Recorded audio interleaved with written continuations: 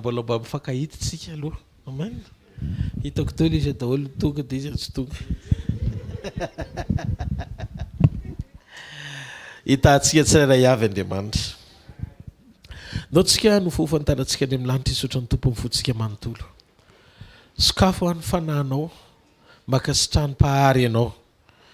Fantaro fa fotoana indray androany maraina, ozy izy ny Baiboly hoe tiako ozy izy ny olona, eny tontolo eny anandran-tanana izy. Fa maninona ilay izy ny tian'Andriamanitra, maninona ilay izy ny mahafinaritra ny tompo. Connecté tsara ny tananao iny mifandray amin'ny lanitra. Mety tsy hitantsika maso fa ny fanandratantsika azy sy fanomezantsika voninahitra azy dia tonga azy hijoro amin'ny fiainantsika. Olona itokany fahasarom-piaro, be fitiavana ao anaty fiarovana, nitaridalana ao anaty fahafenonony atao hoe planina sy programa tsara. Izy la izy atretraiko mandrakizay ho anao ny fiandrianana, ny fahatsarana, ny voninahitra, fahalebiazana avy ao anatin'ny fona ilalina ny anandratana ianao sy isorana ianao mandrakariva. Fa lehibe indrindra ny fahatsaranao ary mendrika indrindra ny fitondranao. Mitenena tompo famenanao zay amin'ny anaran'i Jesosy. Amen. Ty afa mafy tsara ho an'Andriamanitra. Mahazo toerana tompo. Anao na dia zara amintsika ao anatin'ny fotoana fohy ny hoe ny fisehoan'ny fahataterahan'ny asan'Andriamanitra, ny fisehoan'ny fahataterahan'ny asa fitondrana ny asan'Andriamanitra amin'ny miankina amin'ny fisokafan'ny fotsika. Fisokafan'ny fotsika ara-piombonana aminy. Tairina foana tsika isaky ny maraina ao anaty sekoly anana fo iray sy fifandraisana ary fiombonana amin'Andriamanitra. Fa maninona no isika foana no hitoriana ny teny, tairina foana, ampatsahivina foana, ampijoroana foana. Satria Andriamanitra tenao zavatra mbola tsy nisy teto ambony tany amin'ny alalantsika. Fa misy dingam-pisokafana tiany ho ao am-pontsika mba ho amoraina izay fahasarotana eny amin'ny hafa. Amen. Zay hitanao fa fahasarotana rehetrarehetra iaina n'izao tontolo izao io dia zavatra tsisy tsy olana eo anatrehan'Andriamanitra ilay izy, fa miandry ny fanekeny fotsika fotsiny Jesosy. Raha mandinika tsika teto ambonin'ny tany Jesosy dia nampiasaina tena hoe ny ministeran'i Jesosy dia ministera ampamantarana sy fahagagana. Ohatran'ny hoe vao mietsika fotsiny ny tanan'ny tompo dia misy zavatra mitrango. Satria ny zavatra rehetra nataon'i Jesosy teto ambonin'ny tany ozy izy ny Baiboly, raha ny fiseho-pamantarana sy fahagagana nataony dia tsy ary izy voatanisa ao anaty Baiboly. Fa tena hoe na zao tontolo izao aza ozy izy Jaona no tena hoe anoratana ny zavatra mitranga dia tsy ho ampy velively zany. Fa isika tsy jery an'izay hoe ny tompo efa zay izy, ny fisehoany efa zay. Fa androantsika hijery mikasika momba ny hoe amin'ny fomba ahoana no ahafahako misitraka ny fiarahako amin'Andriamanitra ireo hoe etsik'Andriamanitra tsy mahazatra kanefa mitranga ho azy tsy mila angatahako. Tsy mila mangataka an'ilay izy fa ataon'Andriamanitra ho azy fotsiny izao ilay izy. Za zao soina fa tsy eli mihitsy no tonga saina angataka hoe mba nyrao goaika Andriamanitra. Fa Andriamanitra ny miasa saina niraka goaika ho an'Eli. Azonareo angamba ilay tiako tenenina. Fa inona ny zavatra goavana be miafina tao ambadiky ny toe-pon'Eli na vita na netsika ny fon'Andriamanitra aniraka goaika. Raha ny Baiboly ohatra zao nijerentsika ny tantaram-piainan'i Jesosy manokana, hiditra amin'izay tsika mivotoatin'ny fampianarana dia be dia be ireo karazana fanehoam-pamantarana sy fanasitranana nataon'ny tompo. Ohatra raha tsy resaka fa tsy nijamba fotsiny sika dia andray lesona avy amin'izay. Misy jamba ato anatin'ny Baiboly ny tenenin' Jesosy fotsiny tonga avy aminao araka ny zay inonao. Io jambatra any am-bohaka mahavariana be ilay izy. Misy jambatra any am-bohaka atao hoe Bartimeo. Jesosy tsy nila nikasika azy akory fa niteny Jesosy hoe tonga avy aminao arak'izay iriny fonao. Inona ny tianao fa ataoko aminao? Tonga avy aminao arak'izay iriny fonao. Tena hiratra izy. Jambatra any am-bohaka. Misy koa jamba anankiray indray nanantona azy dia zao naka vovoka izy nasiny fetarora nosorany tamin'ny masony dia nasaina konfarian'ny Siloama ho ampahiratana. Tsisy nitantana le jamba.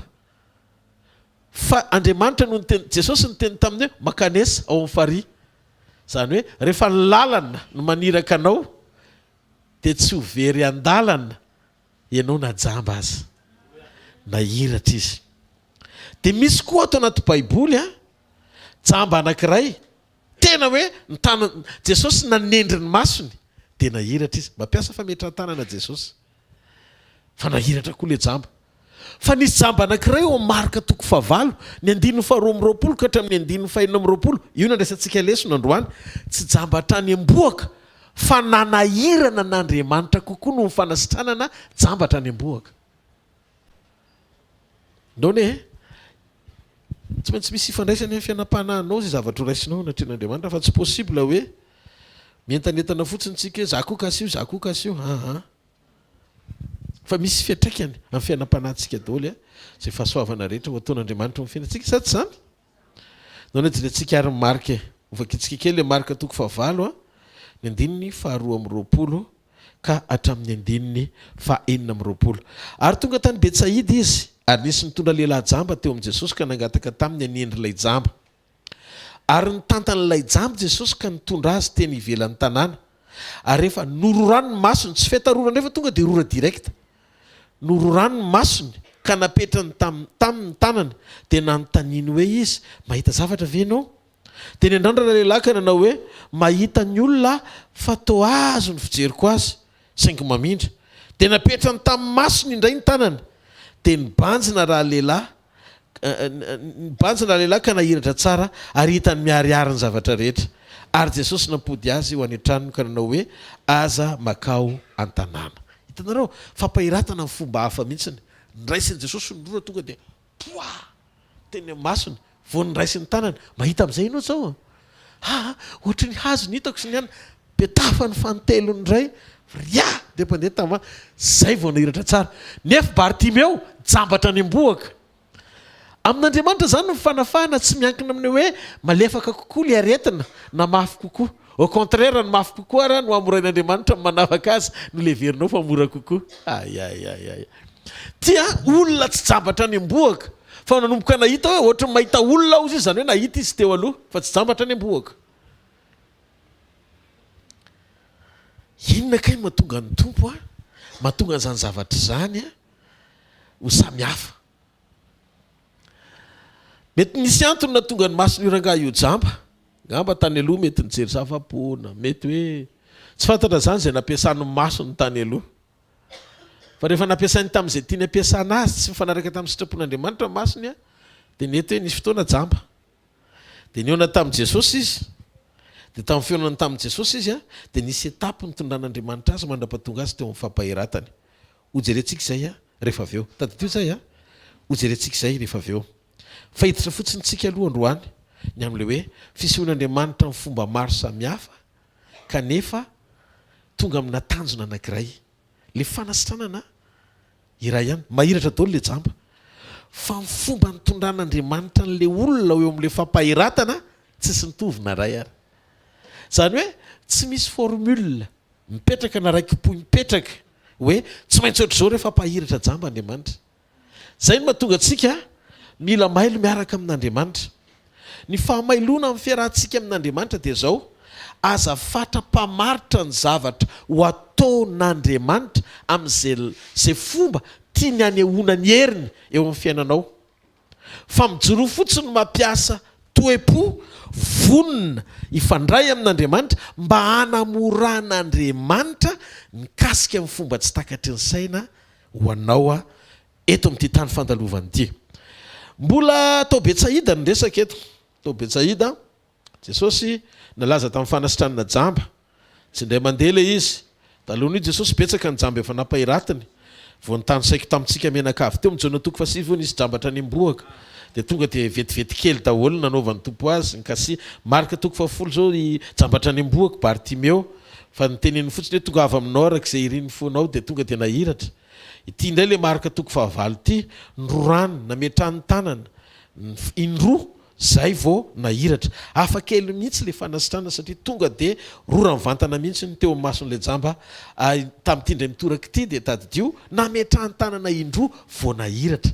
Raha ny tokony ho izy olona efa nahiratra tokony mora kokoa ny ampahiratana azy tsy amerenina mifahitana no ny olona jambatra ny mboaka fa nyjambatra ny mboaka indray no namoraina mifampahitana azy no ny olona efa nahita ho ampahiratana eo zany a le baraingo mipetraka hitondranantsika eo anatin'ny fotoana fo rehefa avy eo ananantsika an'izay antoka raha toe-panahy araka n'Andriamanitra mba atongavana amin'ny vokatra fampahiratana maso-jamba dia Jesosy tsy nampiasa formule anankiray foana misy ny tenenany hoe mandehana fa ny finoanao navonjy anao dia nahiratra ny jamba misy ny asian'Andriamanitra fetarora dia mety le izy misy indray rehefa avy eo tonga dia nyrorana fa le izy mety foana fa ny important zany dia ty tsy hoe hitady fanasitranany ianao zay ny tiany tompo tenena aloha voalohany fanamariana voalohany aza tonga eo amin'ny toerana azonao antoka fa eo Andriamanitra hitady zay ilainao fa manana antoka raha-pisokafana ny maha eo azy rehefa eo Andriamanitra vokatra anankiray ny azo antoka tahaka izay tranga androany maraina afaka nikasika amin'ny fiainanao ohatra nikasihan'ny olona be dehibe ireo izy zany hoe azo antoka zany ny fanasitranana eo amin'ny fanatrehan'Andriamanitra azo antoka amin'ny fanafahana eo amin'ny fanatrehan'Andriamanitra tsy ny fomba iasan'Andriamanitra natanteraka an'izany no olana fa ny fahazahoana ho antoka fotsiny hoe eo Andriamanitra raha ny communion aminy ianao ao tsara ve tsika ny zava-dehibe dia zao tsy izay ho ataony eo fa rehefa eo izy fa rehefa eo izy dia mety ny zavatra rehetra firy zao amintsika ny mino fa eto izy dia mety ny zavatra rehetra ary ny tanina mitsangana ireny zany mety ny zavatra rehetra amen ao amin'ny Genesis toko 4:10 zao ohatra eny ny zavatra nitranga nisy mosary tamin'ny tany dia voalaza fa nakany Egypte Abrahama ary rehefa nakany Egypte Abrahama dia nitahian'Andriamanitra tany Egypte izy tonga indray koa Isaka ao amin'ny Genesis toko 4:1-12 mino fa mba-ndresadresaka izy mianaka dia mba tadidiny Isaka hoe ay dadaka eny akany Egypte dia voatà tany izy za koa any amin'izay nalehany raiko fa tonga dia niteny Andriamanitra ny tsy valana tsy voatery any amin'izay nitondrako ny rainao no hitondrako anao ny lalana mety samihafa izy tany Egypte no nitahiko azy fa ianao eto amin'ity tany mosarena ity mihitsy no hitahiko anao zany hoe nijanona tao amin'ny tany Filistina tao Gerara izy fa tsy nakany Egypte tonga ny mosary saika andeha amin'izay raha zoky Isaka fa zao nataon'Andriamanitra zao no izy ny valiny rehefa eo dia tsy maintsy voatà ianao tahaka ny tahinan'i Abrahama fa zao kosa i Abrahama mitsoaka ho an'i Egypte fa ianao ao anaty tany maina no hitahiko anao fa ny valiny dia tsotra voatà ianao dikan'izay tsy kopia tamin'izay nataon'i Abrahama fa lalanafa ny hitondrako fa valiny mitovy no omeko samy voatà na ianao na ny rainao amen vokatra ihany fa lalana samihafa za zao mahitanao androany aza fatra-pampitamy zay fomba namohan'Andriamanitra amin'ny fiainan'ny hafa zany aza manakely ny fomba fitantanan'Andriamanitra sy ny fahaiza-manaony tiako sokafana ny masom-panahinao androany maraina fa possible ny kahanao na impossible ao anatinao aza ny fiheverana ny atafavoakanao ao anatin'izany tsofoko rano ianao androany maraina ahita ny voninahitr'Andriamanitra ny fomba miavaka ahita ny voninahitr'Andriamanitra ny fomba miavaka ho ianao ao am-bokin'ny Jona toko 5 nisy lehilahy malemina andritra ny 30 taona miandro ny fihetsehan'ny rano fa zay miditra voalohany dia sitrana zany hoe mirakla raisiny eo amin'io toerana io tsy maintsy leny ianao tsy maintsy mirobo-drano ianao vao mandray fanasitranana na to inona le aretina ary zay miditra voalohany no fanena amin'izay fanasitranana zay tsy maintsy mirobo-drano vao sitrana ty lehilahy ty natongavan'i Jesosy ohatry ny androany maraina ary sambany teo amin'io toerana io nisy mirakla seka zany hoe maina le izy tsy mila ny robo-drano fa Jesosy nanatona azy hoe tehitositrana ve anao mbe tao mifandrinao ka mandehana hitanareo ny vokatra fanasitranana mitovy amin'ny ao anaty rano fa ao anaty fahamainana fa teo amin'ny présence n'Andriamanitra le fisainantsika indraindray te hamaritra fa ao anatin'io rano ony tsy maintsy hitraka le fanasitranana aza fatra-pamaritra n'le lalana tian'Andriamanitra ny ehona ny voninahiny fa sokafo ny fonao hifakahita amin'ny fanatrehana mba hanotronana ianao amin'ny voninahitra tovy amainina tsara moa an'Andriamanitra satria teto nazatra ny olona miandro dia zay miroboka voalohany sitrana fa tamin'ity indray mitoraka ity tsy nila niandry roboka le raha-batoa fa niona tamin'i Jesosy tonga tao amin'le toerana fotsiny Jesosy teo sitrana ve anao eno izy misy olona mandroboka raha hoe sany mbola ao anaty rano lasa ny sainy ao anaty rano tsy fantany fa ny fiasan'Andriamanitra tsy voafaritry ny formule tsy maintsy ao anaty rano fa ny fotoana tongavany eo amin'ny fiainanao ka hanotronanao izy sambany teo amin'ny tantaram-piainan'izay mpiany rano sy mporoboka rehetra nahita vokatra amin'ny fanohatra tamin'izay zavatra netrinetiny saina raha tsy maintsy mando ianao vao sitrana izy sitrana tao anatin'ny fahamainana zany hoe ao anatin'le tena iandrasana n'le rano mihetsika mihitsiny a mitratra tampoka teo am-pandrina izy ary nahazo valim-bavaka hatramin'ny fandrina mibataina amin'izay satria mibata azy foana hatramin'izay zany hoe tsy mila nyrobo-drano izy fa sitrana tamin'ny fomba miavaka mahita ny tompo ao amin'ity tapataona faharoa ity mandrapatonga amin'ny fiafarana n'ity taona ity raha misokatra tsara ny fonao mifantoka tsara tsy mamazy vazy ianao ny fiarahanao amin'Andriamanitra ny zavatra azoko antoka dia izao afaky niseho amin'ny fomba miavaka eo amin'ny fiainanao io Andriamanitra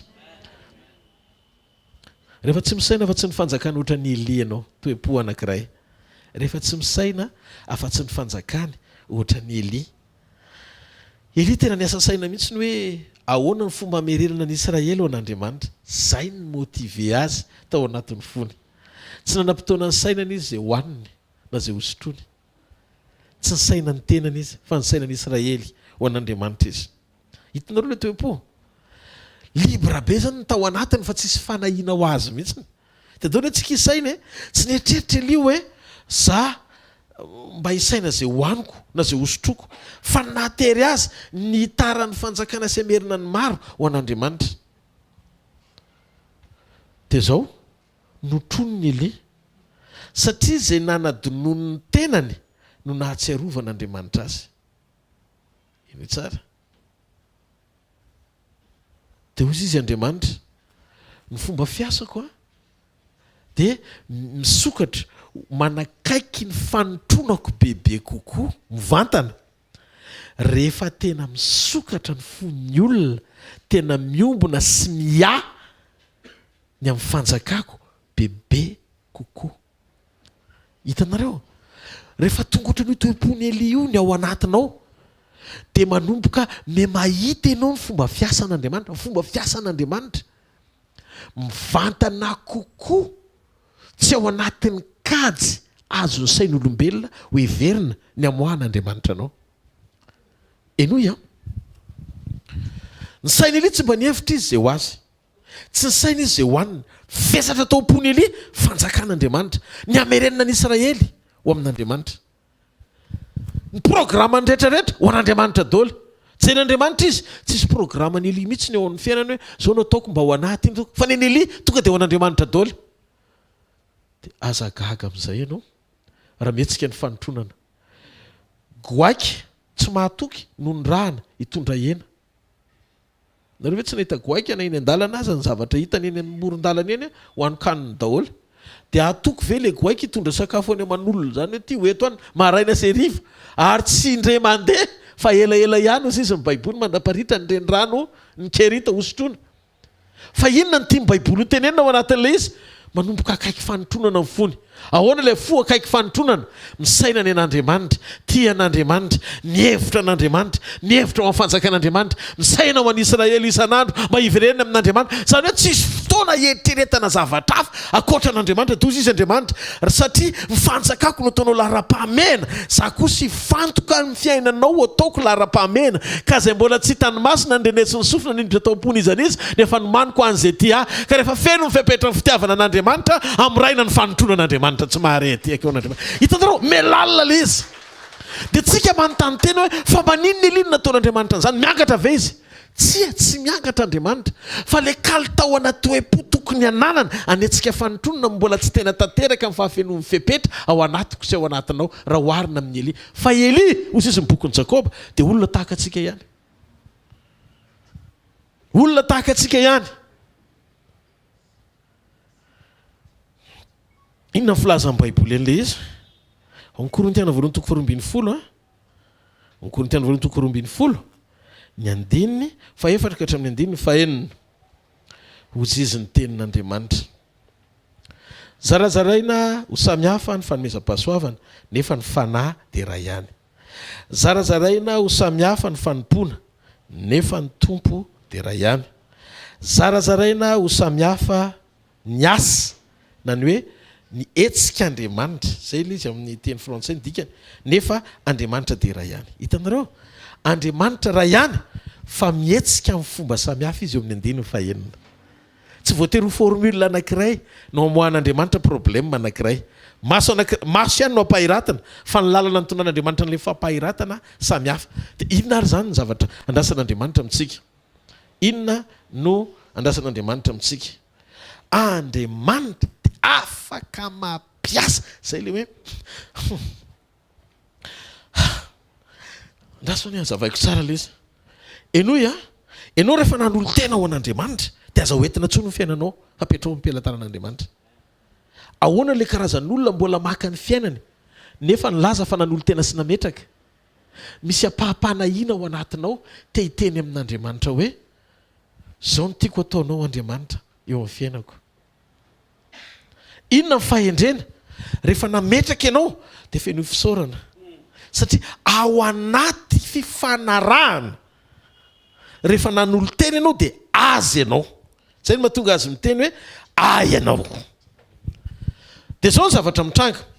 Rehefa tsara hery ianao sy Andriamanitra hoe tena anazy ianao dia zao fotsiny, fantariny eo anatin'ny fonao tena mitsahatra sy misy fiadanana avy eo am-ponao, eo am-panompoana an'Andriamanitra. Renao ve hoe tena vita fihavanana tsara nareo mianaka?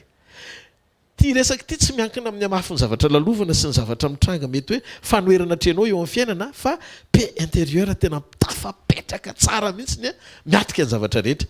Satria zao enoy minao fa andresy lahatra anao ty teny ty ary anaitra ny eo am-ponao amin'izay. Tena tsy ho le karazana kristianina ireny hoe ory isaky misy zavatra mitranga, isaky misy zavatra tsy takatry ny sainao ka atrenao eo amin'ny fiainana dia miteny ianao hoe tena mafy be fa zao ve Andriamanitra ny lalana. Tsy zay le izy. Enoy ty teny ty. Andriamanitra dia afaka mampiasa na ny fahakalan'ny fahavalo aza ho lalam-panandratana sy tondrana anao any amin'ny destin. Rehefa manaiky ianao dia mety misy asa amin'ny fahavalo mampangiry nofonao lalovanao eo amin'ny fiainana, tsy arak'ilay kady zay nieveranao azy ny zavatra mitranga. Zao fotsiny, te hirizo ny fonao adio rehefa napetraka ao eo am-pelatanan'Andriamanitra. Ny contrôle takian'Andriamanitra ao anatinao tsy maîtriser zay zavatra rehetra lalovanao ka sakana sy fanoherana eny anoloanao, fa ny fonao azonao atao maîtriser an'io sy mifeny io tsy aloto eny an-dalana. Fa zao ny contrôle rehefa nanolo teny ianao an'Andriamanitra no meganao. Tsy mareteka ao an'Andriamanitra. Enoy anazava amin'izay Andriamanitra dia afaka mampiasa na ny fahakalan'ny fahavalo azy anandratana sy amalinanao any amin'ny destin. Tsy nanampy an'i Josefa neny fitiavan'i Jakoba tao an-trano hoe. Tsy nanampy an'i Josefa ny fitiavan'i Jakoba ray ny tao an-trano, fa ny fahakalan'ny ralany nanosika azy ho any Egypte.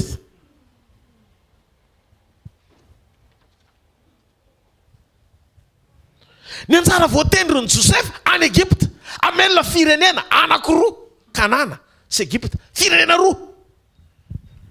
Fa tsy vita ny fitiavan'i Jakoba tao an-trano namoaka azy ho any amin'ny dingana tian'Andriamanitra hitondrana azy ho amin'ny destin. Ohatran'ny saoty tany anaty lavaka zany fa nalohan'ny lavaka satria madio am-po. Ninona lalany hitondrana ny fahavalo anoherana anao dia lalany isandratanao amin'ny antanan-tohatra ambony kokoa ho any amin'ny programan'Andriamanitra. Rehefa ekenao ny azona ny sitrapon'Andriamanitra ao anatinao mandritry ny fotoana, iakenao le fanoherana ataovy amanina moa. Fa zao tsy présent io raha tsy miomana ao anaty sekoly ohatr'izao ianao. Tsy afaka niomana amin'ny fonao anan'izany toetra zany raha tsy miomana ao anaty sekoly ianao. Hoana amin'izay le izy nanosika ny Josefa le izy ho any amin'ny anjara voatendriny. Zany hoe teto zany afaka nampiasa ny fahakalan'ny rahalahy Andriamanitra hitondra azy ho any amin'ny fitahiny. Hitanareo, le lalana tsy takatry ny saina fa mivokatra azo sapahitanana tsy mahare ty akaman'Andriamanitra. Ny Romana toko 9:20 Paoly natsapana misy zavatra fantatro izy Paoly satria nandinika ny tantaran'i Josefa koa izy. ny zavatra rehetra ka ozy izy miara-miasa ahasoa zay tian'Andriamanitra. Ny anjarantsika manomana amin'ny fotsika, mamboatra ny ao anatsika hitoetra ny fitiavany, itian'Andriamanitra. Fa tsy asa saina amin'ny zavatra rehetra, firen'Andriamanitra no hiasa amin'ireny. Misy zavatra tsy ao anatin'ny kajinao fa tian'Andriamanitra ahitana fotsiny hoe mety venao ary manaiky nitoetra eo am-pelantanany. Jereo masona akaikinao mipetra tsara eo hoe amen na sa tsy amen. Ozy Josefa amin'ny Genesia tonga 10:20. Nareo ny saina nisy ratsy ahy fa Andriamanitra namadika an'izany oso.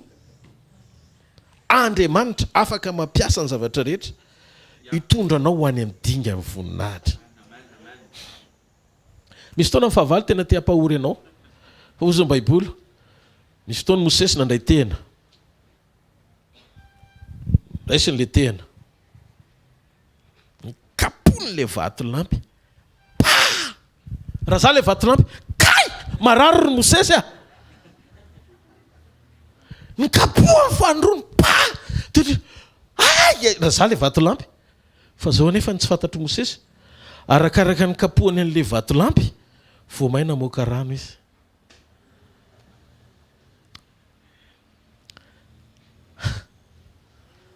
Ao avetsika. Misy karazana fitahiana tsy mivoaka avy aminao raha tsy misy fanaintainana.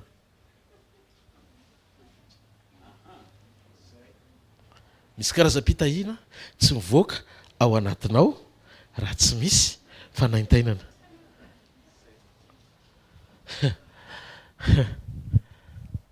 Moïse maka ambiance mikapoka vato lampy.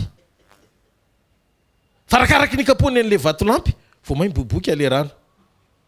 Zany hoe sofa ny kapohana le vato lampy mba hamoaka rano.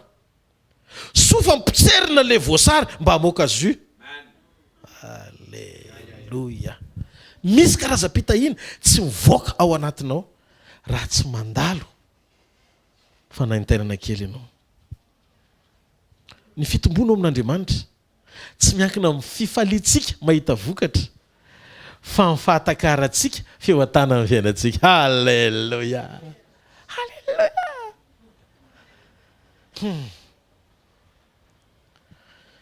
Andriamanitra tsy misarika antsika ho finaritra fotsiny hita vokatra. Fa Andriamanitra tena mitsika raha miditra midingana ambonimbony kokoa tsika mba amantatra ny lalany. Tahaka izay nitondrany an'i Moïse. Nda ho jerentsika ny Salamo 7:100, ny 9:7. Alleluia. Salamo 7:100, ny 9:7. Hozy izy ny tenin'Andriamanitra. Efa nampahafantatra any Mosesy ny lalakalena izy, ary ny zanak'Israely nampahafantariny ny asany. Ny vahoaka faly mahita vokatra, fa Moïse mifantoka amin'ny fahalalana bebe kokoa an'Andriamanitra sy ny lalany. Tsara kokoa noho ny misitraka vokatra no mahalala ny lalan'Andriamanitra, satria ny telekomando ny vokatra ny ampelantanan'izay mahafantatra ny lalan'Andriamanitra. Ahoana ny afantarako ny lalany kanefa izy mihitsy milaza hoe lalako tsy lalanareo.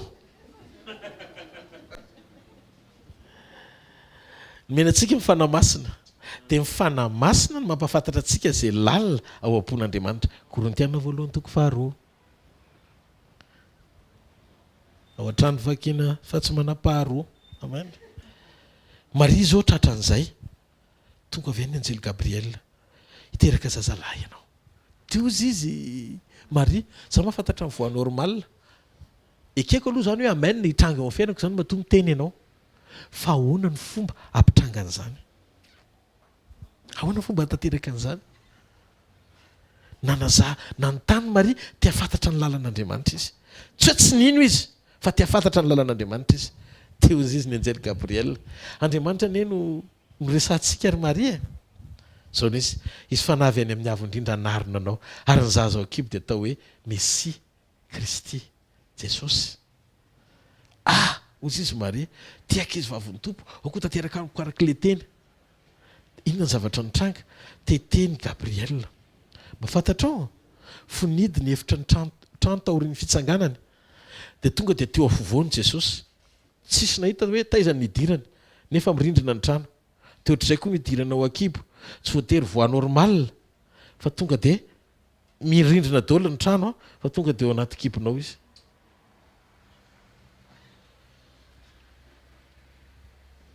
Allô?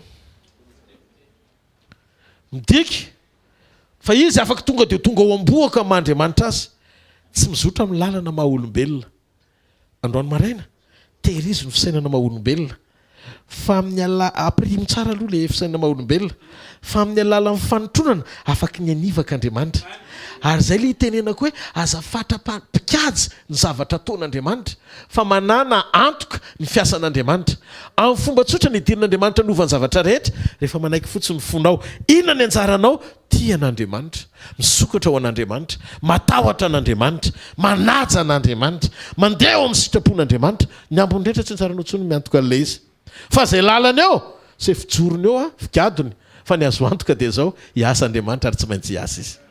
Mahita an'Andriamanitra androany anomboka hiasa amin'ny fomba tsy takatry ny saina izy, asosa ikasika ny fiainam-panahinao, atratra ny ainao ray manontolo, amboatra ny fiainanao koa eto amin'ity tany ity, amin'ny anaran'i Jesosy Kristy avy any Nazareta. Reo fahafenona rehetra ilaina dia ho ataon'Andriamanitra, ataovy amenina tsara ho antompoko.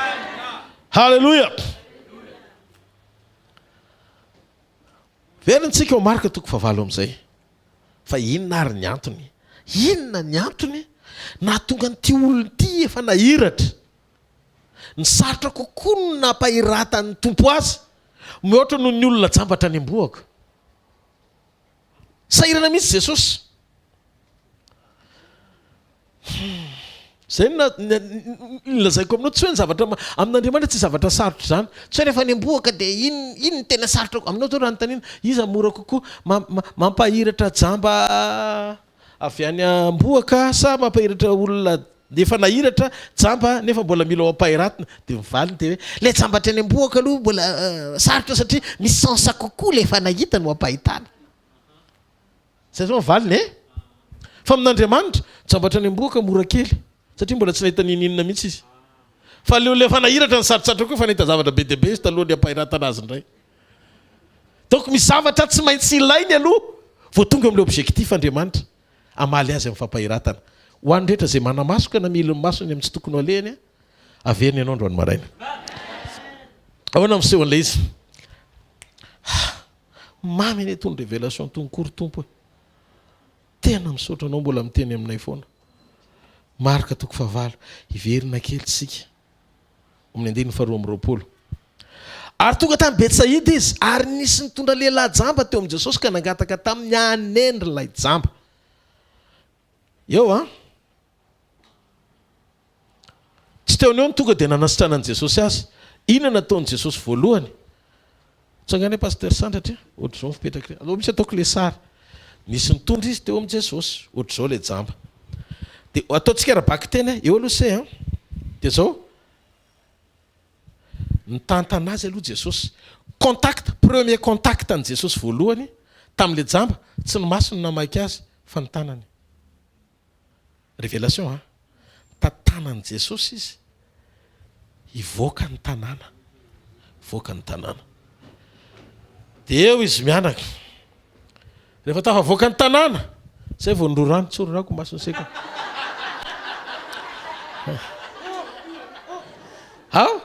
Dia sady nitendreny, zany hoe action voalohany tanana. Kasika, efa nikasika izany Jesosy ny tanany. Faharoa masony nirorana, kontakta ny rora tamin'ny masony. Fahatelo kontakta ny tanana niaraka tamin'ile rora. Dia ozy Jesosy hoe efa mahita ve ianao? Dia izy mahita ozy izy olona ohatry ny hazo mihetsika mandeha. Dia nasiny Jesosy petafany Jesosy fa niteliny vao nahiratra tsara mahazo toerana. Inona ny hevitra ilay izy ara-baiboly?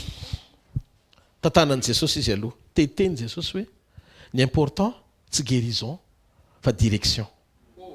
D'après chokabaya son tedirigaso. Ozy Jesosy hoe ny lako anao aloha, ny hitantanako anao satria teo aloha ianao no entin'ny masonao tany amin'izay tianao. no zany alohan'ny hampahiratako anao isahirana keliny aminao amerina anao any amin'ny direction tiako hitondrana anao tsy marety akavan'Andriamanitra. Zay ny antony le contact ny tanana tsy fampahiratana ny mahamaiky fa fitatanana ho any amin'ny direction tena izy. Njambatra any amboaka mbola tsy nahita ninninina fa ny olona jamba efa nahiratra ho ampahiratana efa nahita zavatra teo aloha. Dia hoy Jesosy tsy hoe ny masonao ampahiratana amin'ny problème fa nanjambatra any amboaka azy mora amin'Andriamanitra kokoa. Fa zao tsy faingana any amin'ilay miracle ampahiratra anao mihitsy aloha fa maiky ny tantana anao alohan'ny ampahiratako anao.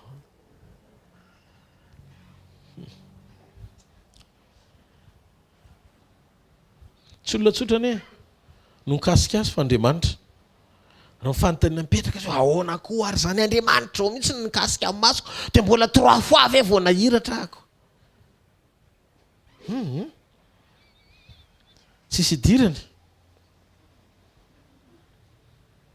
nanahirana an' Jesosy tia namany ity satria tia merina ny fiainany amin'ny loniny aloha Andriamanitra mialohan'ny fotoana ampahiratana azy. Ahoana ary Jesosy zao mihitsy nikasika azy nefa mbola tsy parfait le fampahiratana nefa reo be dibe reo nyteneniny fotsiny dia nahiratra. Tsy any amin'ny tompo ny olana fa misy zavatra tokony ho hitsy eo amin'ny ranamana. Misy lesona tian'Andriamanitra olazainy eto. Zay no zaraiko eto zareo fa nitantanan' Jesosy izy noety nivoaka ny tanàna izy. Nikasika avy aloha tsy tonga dia maso, nikasika voalohany tanana manamarika ny fitondrana sy fanekena ho tantanana tsy ho tafaradalana ny roa Amosa 3:3 raha tsy efa mifanaiky.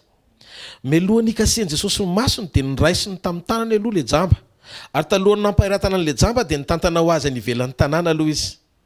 Nikasika voalohany dia nikasiky ny taridalana alohan'ny nangatahany fampahiratana dia hozy Jesosy hoe taridalana aloha vao fampahiratana. Apetrao mazava aloha hoe hoaizy ianao rehefa ahiratra. Hoaizy ianao rehefa ahiratra.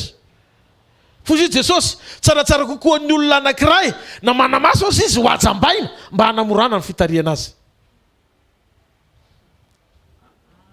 Mba fantatrao fa ny sarobidy amin'ny ara-panahy sy ny masonao ampahiratana aingana fa ny masonao afaka ny ahiratra hitondranao any an-danitra. Hozy izy Jesosy raha misy manamaso izy izy ka manafotoana azy ny masony anakana azy tsy any an-danitra dia tsara kokoa potseriny izy ihany manapotsitra ny voamasony toy izay izy manamaso nefa vereny amin'ny elo. Ka ny miracle tsy hoe fampahiratana ny mason'ny jamba ihany fa ny fanajambana ny mason'ny mahiratra ihany koa miracle zany. Fandroany aloha tsika ampahiratra ny mason'ny jamba. Tovy amen na moa hoe halleluja. Taridalana aloha avereny zay taridalana aloha apetrao tsara hoe wise ianao rehefa ahiratra. Ny tena ilaina tsy ianao mahita aloha fa ny alehanao rehefa avy eo. Avelao Jesosy hitondranao melohan'ny fahitanao. Avelao Jesosy hitondranao melohan'ny fahitanao. Lota ane ka nomen'ny Abrahama safidy eo wise fa ny safidy ny famirapiratany Sodoma izy Genesis 3:10. Aza fatra mpamaritra ny fahatsarana amin'ny zavatra tety ivelany. Fa rehefa avy eo Sodoma sy Gomora tsy maintsy rava ihany. Ravy Sodoma tsisy toerana ho an'ny Lota akory tany amin'ny safidiny. No zany le mason'ny Lota nahiratra ny safidy any amin'izay tiany fa tsy napety azy ny fiafaran'ilay izy ka ny fahitan'ny olona no mitondra ny olona ho any amin'ny fahararana sy faharavana. Ny zava-dehibe dia tsy hoe mahita ianao fa ny hoe hoaiza ny hitondrany masonao anao. Zay ny mahasarobidy ny taridalina mialohan'ny fampahiratana.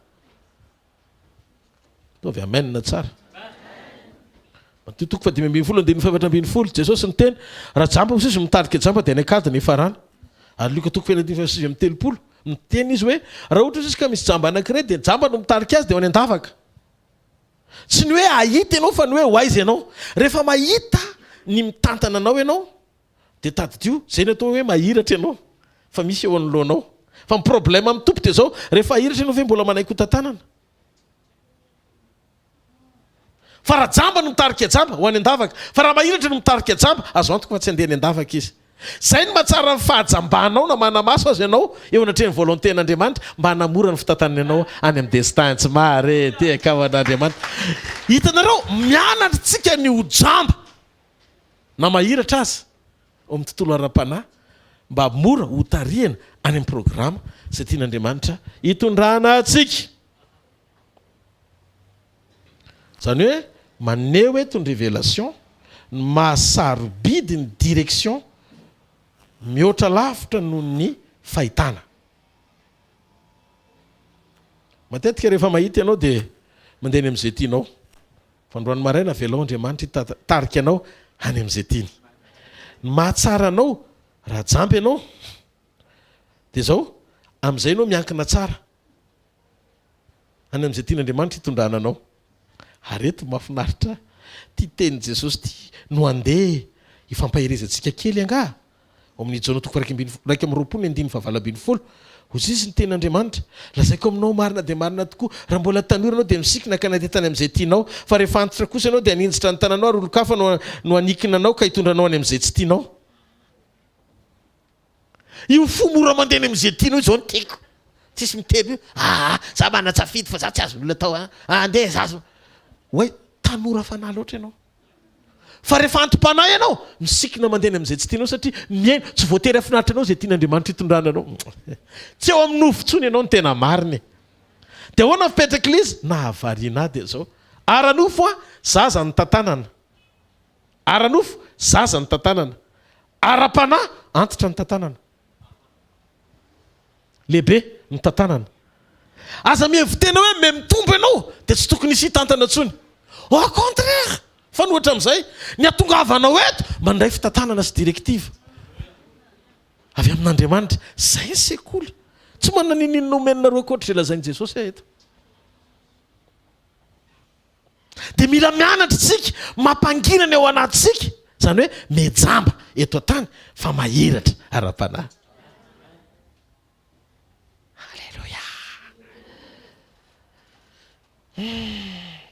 ny atao hoe fahamatorana sy fitombona dia misy idirany amin'ny famitsoratsika ny ao anatsika hifikitra kokoa amin'ny tanan'Andriamanitra mamela an'i Jesosy hitaridalana atsika zay ny atao hoe fitombona sy fahamatorana zay mahatonga ny laza fa eo amin'ny zaza eo amin'ny nofo zaza ny tantanana fa ara-panahy lehibe ny tantanana arakaraky ny mampitombo anao vao maika kokoa ny amitsoranao ny ara-pitantanana eo am-piantanan'Andriamanitra ary ny tena fiankinana dia fahamatorana eo mason'Andriamanitra ny fiankinana aminy dia fahamatorana eo mason'Andriamanitra ny teny ilainao tsy fahitana aloha fa taridalana mila kasika indray faharoa ianao ina ilay kasika indray faharoa mila mahiratra amin'izay ny masoko satria efa tantananao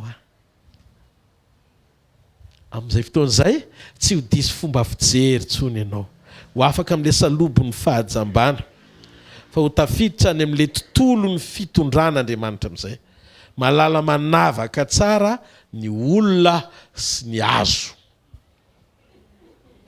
tanao fa misy progression misy fandrosoana le izy misy fandrosoana amin'ny voalohany le olona miteny hoe mahita aho fa inona ny hitanao ohatra ny hazo mihetsika fa ohatra ny olona dikan'izay efa mikambana efa manomboka misy fisokafana manavaka hazo sy olona toy izy amin'izay Jesosy ampahiratina tsara amin'izay ahita mazava fa mety satria efa nitantanana fria hitany mazava toly amin'izay ny zavatra rehetrarehetra ary inoko fa hidiran'Andriamanitra mandra-pahafatiny izay olona izay satria tsy hiverina jamba ntsony izy mandrakizay zay ny atao hoe mandroso tsara miaraka amin'Andriamanitra amen ao tsara ve tsika eo atsangana ny tanareo raha azonareo tsara ny zavatra ny zaraina androany maraina tsanganareo amin'ny toerana misy anao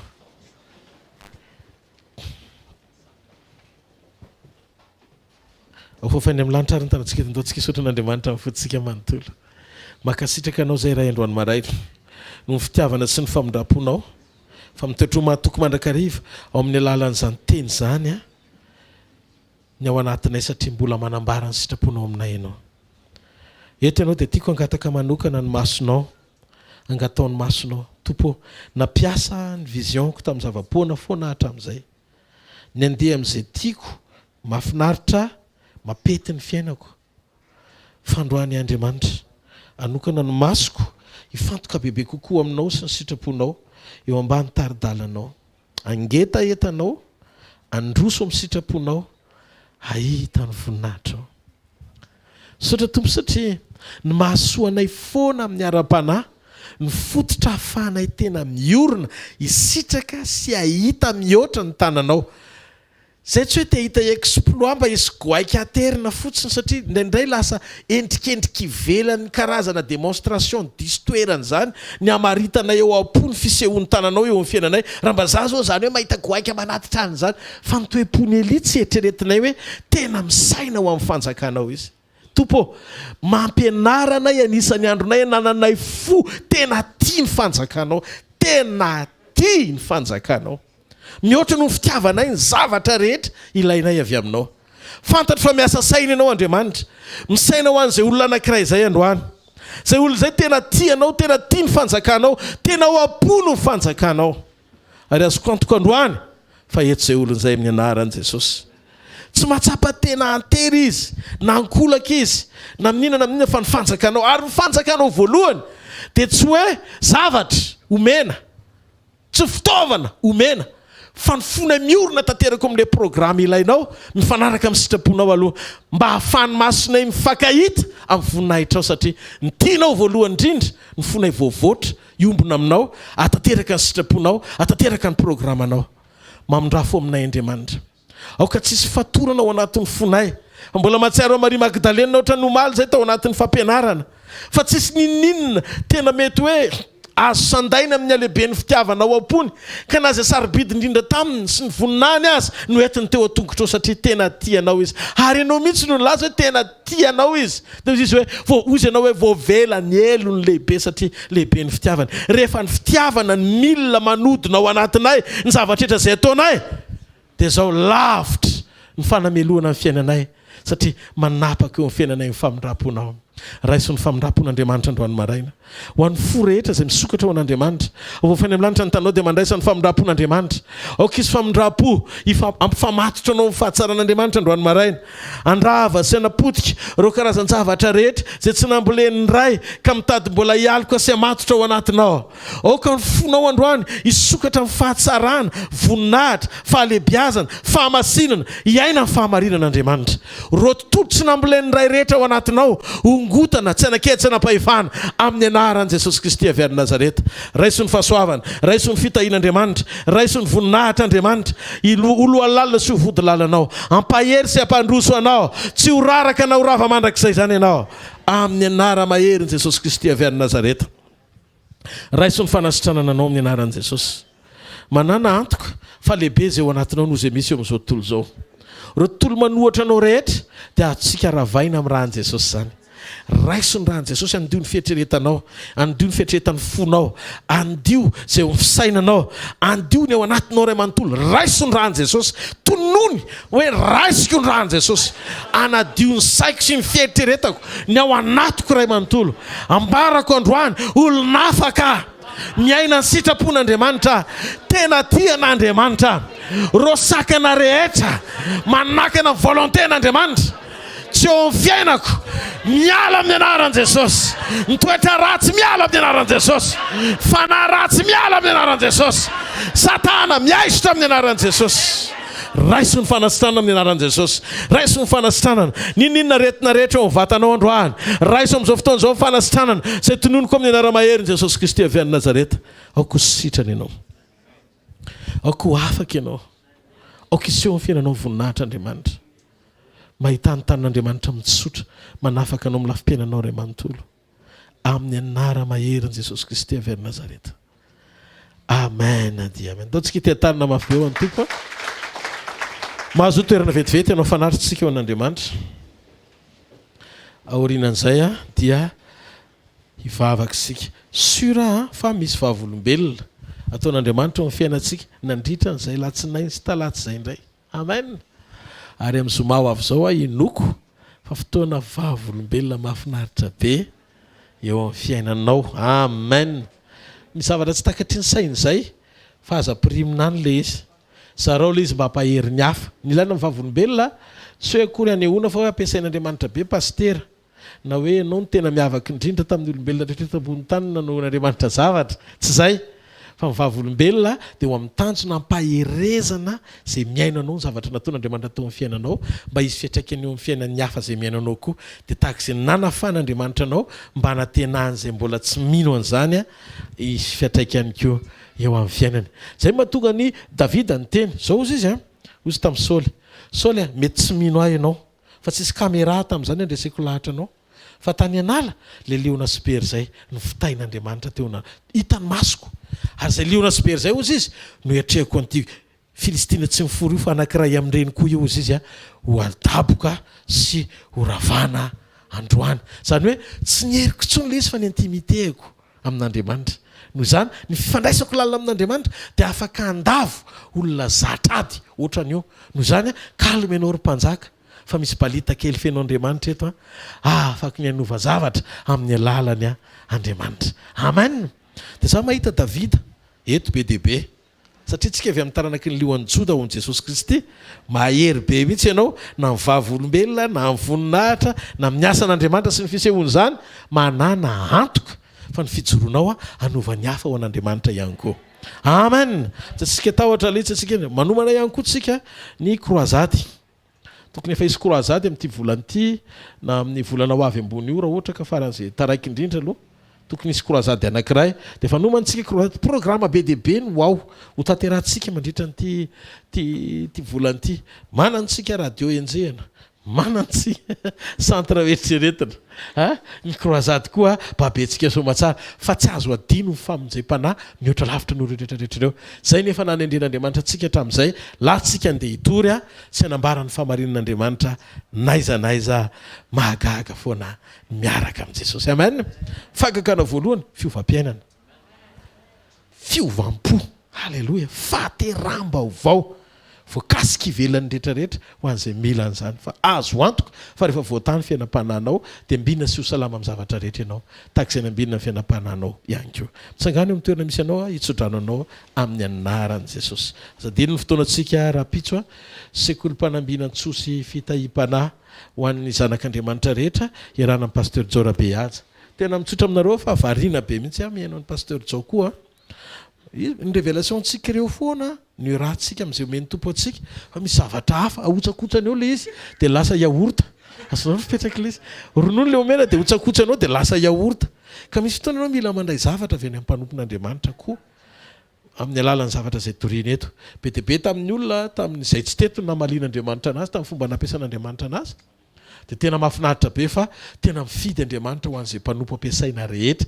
tsy hakanavaka samy iasan'Andriamanitra daholo tsika na ianao io za misy fotoana ampiasan'Andriamanitra anao variana mijery ianao le fomba isehony eo amin'ny fiainanao ianao ne manan-javatra fa zao le zavatra petraka-Andriamanitra ny anatinao any ndraindray hoentinao matory satria ohatry ny hafa foana miboby be hay ianao tena mbola hafa koa fa zao mandroso tsara daholo tsika menaka fa sahoana mandroso tsara daholo dia sady miazakazaka mandroso tian'Andriamanitra feny fiainana feny fiadanana miombona tsara amin'i Jesosy a tsisy fialonana. Amen. Mahazaka tsara mifandroson'ny hafa be fitiavana tia mizara halleloia rehefa hitanao hoe sahirana ny namanao dia aza mihirimbelona amin'izay azonao atao fotoana zao ny tadio opportunité mifantrana afan'izay manam-pitiavana mizara fizahony toetra ho anao manana akanjo roa mbola afaka ny mianankiray ho any rahalahy eo akaikinao raha sendra tsy manana izy noho izany aza vela izy firinam-belona mihitsy satria tsisy fanamperana ny tondramanana trano ray armoara ianao araha ihany ny azonao anaovana fa tsy ny akanjo rehetra ataonao double face daholo makana ny maiva-tanàna ditako raha tsy maintsy akanjo ray ihany ny azo anaovana kiraro arivo raha ihany ny azonao anaovana isan'andro fiara dimy raha ihany ny azonao itengenina rehefa mivoaka ny trano noho izany misy zavatra tena apetraka-Andriamanitra mihoatra ny fiainanao natao asony hafa ihany koa fampizarana fankatiavana fandrosoana fanaovana ny asan'Andriamanitra toe-pomendrika tian'Andriamanitra rehefa mafana ho an'ny tompo ianao dia mahita tany lasa miasa sain'Andriamanitra ataovy izay mpiasa sainan'Andriamanitra amin'ilay hafanana be aty sa tompo sao mihitsy sa tompo tena tsy lalako tonga dia ataoko zao zay lelany alehany jereny rehefa avy eo nefa tsisy lilinina tsisy ninino amin'io fa zao zay tsoraka avelao fa mitsoraka tsika ho an'ny tompo amen fa izy mahita ny ao anatin'ny fonao tsy hoe ambokambony no ataonao an'Andriamanitra fandrehetra omponao an'andriamanitra. Maria Magdalenina mihitsy ianao rehefa jerena dia tena tokony tsy atao hoe Maria tsony anaran'ny paster Saratra atao fa Jean Marie mihitsy. Halleluja, halleluja. Dôly ny hafa nanampy azy rehefa avy eo. Azonao hoe fo aloha fo fa tsisy hoe fo mazia. Karaha lazaiko tsy zavatra mazika zany eo fa misy normadôly ny zavatra rehetrarehetra. Fo aloha tovadreo fonao to foko tenena izy foko efa elany nandinika anao fantatra fa tia an'Andriamanitra ihany ianao hoe fa ny sekoly manaitra anao ho tia an'Andriamanitra kokoa ary mifefaranao hoe ho tia an'Andriamanitra tanteraka. Zany foko amen. Hitanareo ny Jehova ka hiaro anareo. Ampamirapiratra ny tavany aminareo ny Jehova ka mindra fo aminareo. Ananatra ny tavany aminareo ny Jehova ka menareo fiadanana. Amin'ny anaran'i Jesosy. Amen. Misy feo tonga avy amin'ny tompo androany. Eno ty teny ty tsy jesorony ianao ka hoe rehefa natavy dia nandaka an'Andriamanitra. Fa ianao Petera mety niodina sy nanda ihany fa maty martiora mihitsy azy no fitiavana. Eno ty teny ty afatra anankiray ozy i Jesosy tsarovo izy ny aty lavaka izay nidinanao sy ny vato lampy izay nakananao. Misy fotoantsika mila miverina kely tamin'ny fomba ny onantsika tamin'Andriamanitra mba fa tsika miorina amin'ny fitiavana voalohany. Tsy teny zavatra be dia be zay ndreko atao poko tehirizo afana amin'ny fitiavana voalohany za sy anao. Zareo fahasoavana fa fahasoavan'Andriamanitra maty izao. Soavan'Andriamanitra maty.